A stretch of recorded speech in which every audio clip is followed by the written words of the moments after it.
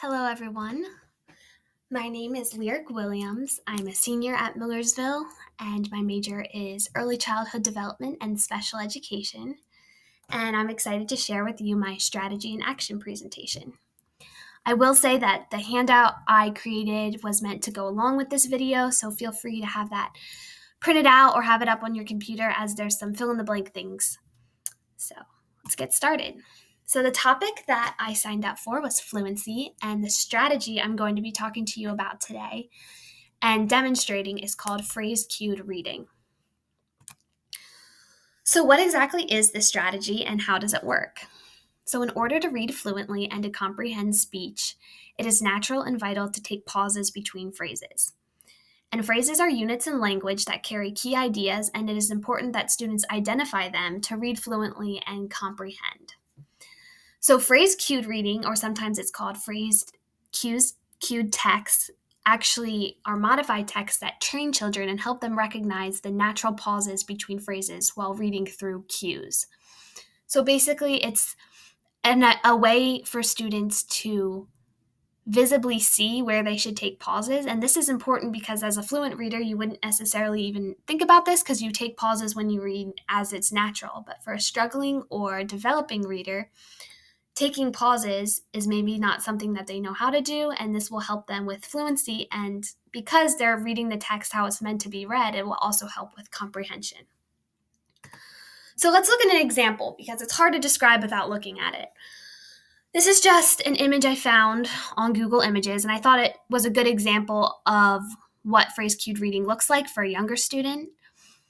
And before I read that, I just want to point out that the single slash mark that you see is used in the middle of a sentence to mark a pause that should be taken between phrases. And then the double slash mark is used to mark natural pause at the end of a sentence. So keep that in mind as we read this short passage, just so you kind of know what's going on and you get a feel for how this strategy is implemented. So I'm going to go ahead and read this and just keep that in mind. The 4th of July Parade. Every 4th of July, there is a parade in our town. It is so much fun. There are marching bands and floats. There are horses, ponies, and pets. There are clowns and jugglers. There are wagons and fire engines. And most of all, there are people, people, people. So that's an example of what a phrase cued text would look like. And as you can see, every time that there will be a natural pause, there was a slash mark that would clearly identify you're supposed to take a pause there. And that is really helpful in understanding the passage because it's being read how it's supposed to be read. And we all know that if you don't take those pauses and things run together, it's really hard to make sense out of the passage. So time to try it. So when you're going to do this, if you're a teacher doing this in a class, you're going to select a passage, 100 to 250 words typically, and the passage that you choose should be within the students that you're teaching's reading level. So you might need to have different text for different students depending on who's in your class. The passage that I actually picked, since we're all in college, I figured I would pick something a little more difficult than the 4th of July one. It's actually from the Legend series, and it's a book series that I'm reading right now by Marie Lu. And then number 2, you're going to mark the sentence boundaries. So anytime there's a sentence, obviously you're going to pause after a sentence. You're going to do the double slash mark, and then any phrase break within a sentence is when you would use the single slash mark. So I'm going to go through this passage. I'm going to read through it as I mark it. So my pauses are probably going to be longer than they would naturally be just because I'll be writing. So let me choose a color and we'll work through this together. Obviously, I'm not dead, but it's safer for her to think so. At least twice a month, I see my wanted poster flashed on the Jumbotron scattered throughout downtown Los Angeles. It looks out of place up there. Most of the pictures on the screens are of happy things. Smiling children standing under a bright blue sky. Tourists posing before the Golden Gate ruins. Republic commercials in neon colors. There's also anti-colonies propaganda. The colonies want our land. The ads declare. They want what they don't have. Don't let them conquer your homes. Support the cause. All right, so there you have it. That's kind of an idea of how you would modify the text for those natural pauses that will be taken within a passage. And obviously mine were a little bit longer because I had to mark it. But if we were to read through it again, which I'm not going to do, you would clearly see that that's where you're supposed to take pauses.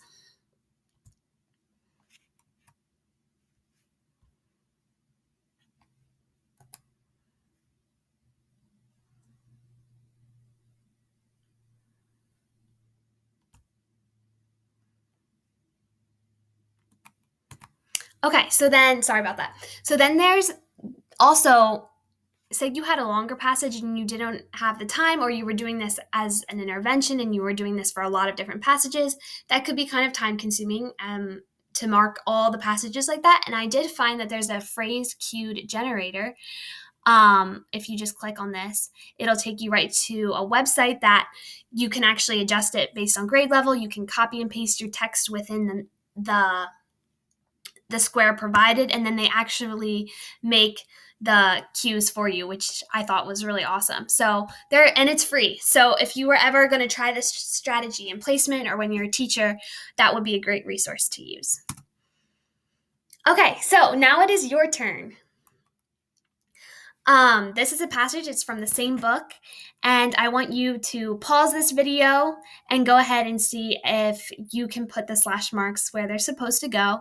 I also put this paragraph on the handout, so feel free to mark it up there or just go through it and visually do it in your head. All right, so this is what I got. It was a pretty simple passage, but I said, I count 10 minutes off in my head, long enough so that new patients have arrived in the waiting room and the soldiers are less interested in me. Then I stand up, pretend to stumble, and lurch toward the closest soldier. His hand reflectively moves to his gun. Awesome. Okay, so if you were going to implement this strategy in an intervention, phrase-cued reading strategy could be implemented in a group lesson format. So you could do this with a small group of students like pictured. You could do it in a large group. You could do it one-on-one, which would be great. And the intervention would occur anywhere between 10 to 15 minutes, and you would want to do it 3 to 4 times a week.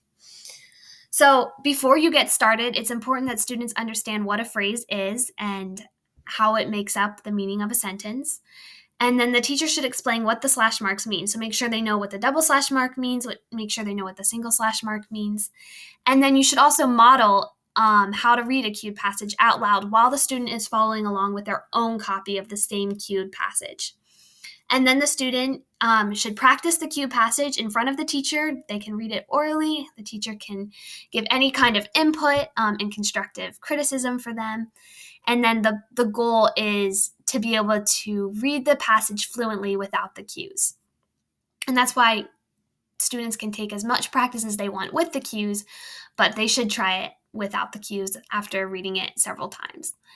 And then all you would do to assess this is you would just want to progress monitor this intervention through oral reading. And also this could be used for comprehension as well, because when you're reading fluently and correctly, that's going to go hand in hand with comprehension. So you would want to observe the oral reading and assess the progress. So then research and adaptation. So fluency requires automaticity, accuracy, and prosody. And that's just chunking words into meaningful units or phrases like we've been talking about.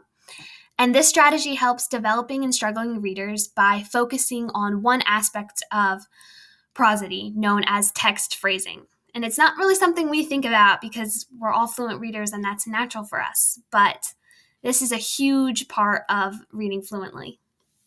So mastering this helps with fluency and comprehension. And many adaptations can be used with this reading strategy. So this would be a great strategy to do for one-on-one support. You could come up with some kind of buddy system and have students marking the paragraphs for each other. You could use different colors. I would recommend using different colors with the slash marks, because if you use the same color as the text, it'll kind of just seem like it's part of the punctuation. But if you use a different color, especially for younger students, you can really clearly see that that's where you're supposed to take a small pause to understand the passage. And then you could also write the passage on a board with markers. And this could be a great idea for someone that has trouble reading really small print. That would be a great idea. So here are my references. And thank you all so much for listening, and take a look at your handout for some more notes on implementing this strategy. Thanks, guys.